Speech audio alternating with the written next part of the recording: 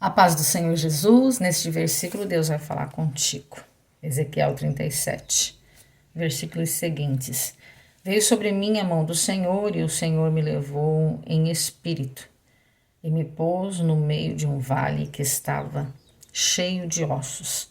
E me fez andar ao redor deles e eis que eram muito numerosos sobre a face do vale e estavam sequíssimos. E me disse: o filho do homem poderia viver estes ossos? E eu disse: Senhor Jeová, tu o sabes. Então me disse: profetiza sobre estes ossos. E diz-lhes: ossos secos, ouve a palavra do Senhor. Louvado seja o nome do Senhor. Amados irmãos, esse é um tema muito pregado, um versículo muito comentado. E nós vamos entender que Deus pega Ezequiel e leva ele para um lugar onde ele só viu morte. O Senhor abriu a visão dele e mostrou para ele um grande vale que estava cheio de ossos. Aleluia! Eu imagino o medo desse profeta. É basicamente Deus levando ele em um grande campo de morte, aonde tinha só morte, só sequidão, aonde não tinha esperança, aonde nós que estamos vivos, quando a gente se vê rodeado de situações contrárias, e eu imagino o tanto que ele ficou com medo dessa situação.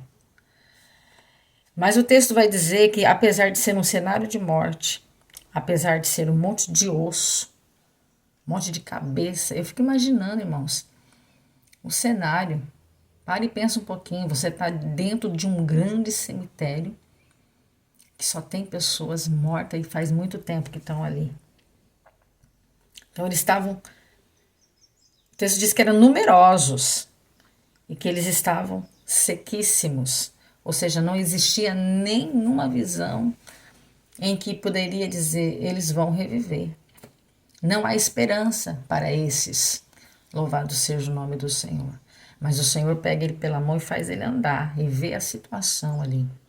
Agora eu imagino Ezequiel andando. Aí a gente entende que ele não andou sozinho. Ele não teria condição de andar sozinho. Deus pegou na mão dele e falou: eu vou te fazer andar e caminhar nesse vale de ossos secos, sequíssimos. Louvado seja o nome do Senhor. E aí é onde a gente entende, irmãos, por que é que a gente passa tantas situações e a gente não consegue parar. É porque tem uma mão poderosa sobre você, que te pega todo dia, te levanta da cama e fala: vem, eu vou contigo. Porque tem cenários que é tão terrível, é tão difícil de passar, que é igual a esses ossos sequíssimos. Aos olhos humanos, não tem condição de você andar num lugar onde tem muito numerosos. Imagina, irmãos, a quantidade era muito. A Bíblia está dizendo que era muito osso seco. E o Senhor fala para ele: poderia viver esses ossos. E ele simplesmente disse: Senhor, tu é que sabes, né?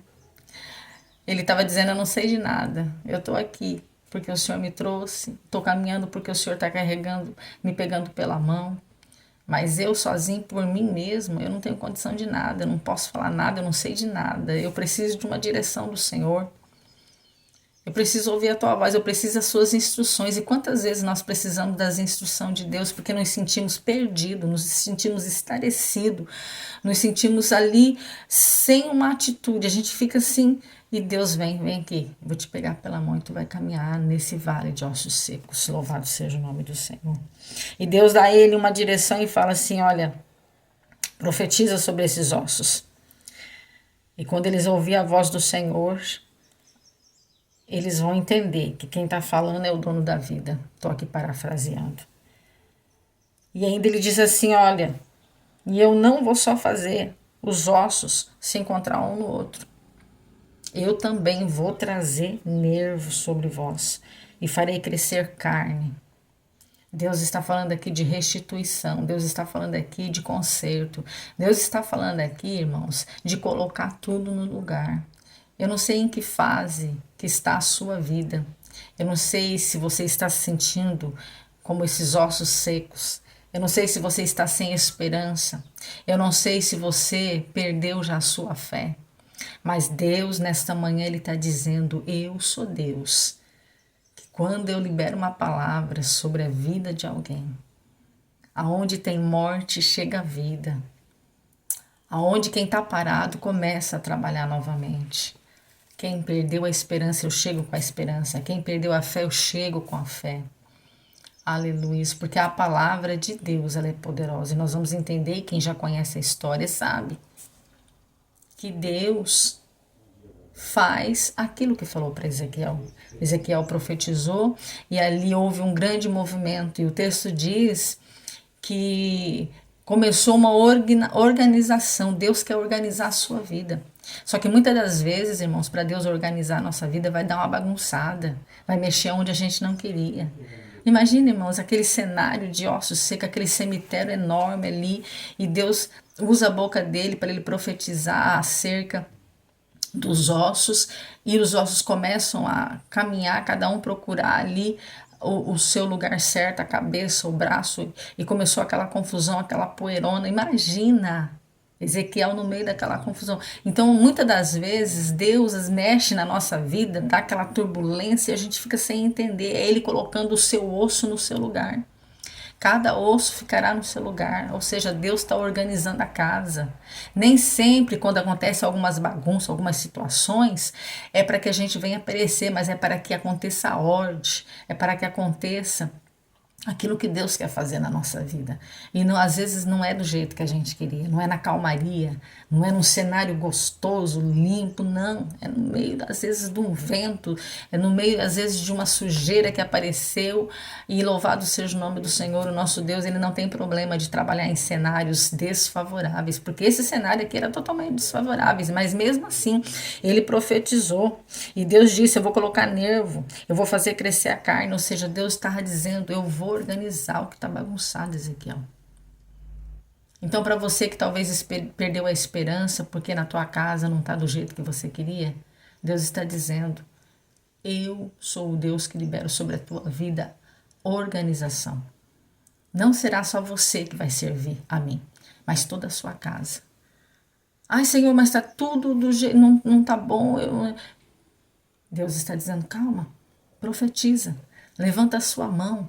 Como mulher de Deus, como homem de Deus, profetiza que seus filhos vão me servir, profetiza que a tua casa será a casa que vai servir ao meu nome, profetiza a cura para você, profetiza a libertação para o teu filho, profetiza a bênção, aleluias, porque a palavra de um homem e de uma mulher de Deus tem poder diante de Deus. Se você é servo, se você é serva, aleluias, o que sai da tua boca, Deus, ele se responsabiliza quando ele está te usando. E aqui era o que Ezequiel estava ouvindo de Deus. Ele estava dizendo: olha, profetiza. Vai ter nervo, vai ter carne, vou colocar pele.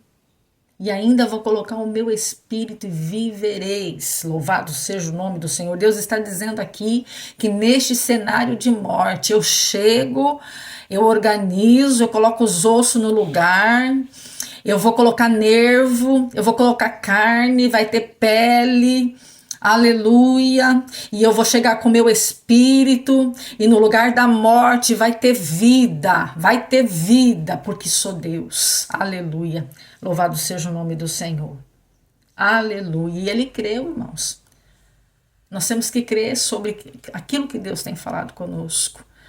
Ah, mas eu não estou vendo nada. Ezequiel também não estava vendo nada, ele só estava vendo osso. Mas a partir do momento que ele profetizou, cada osso foi juntando com o seu osso. É o que está escrito aqui. Houve um reboliço.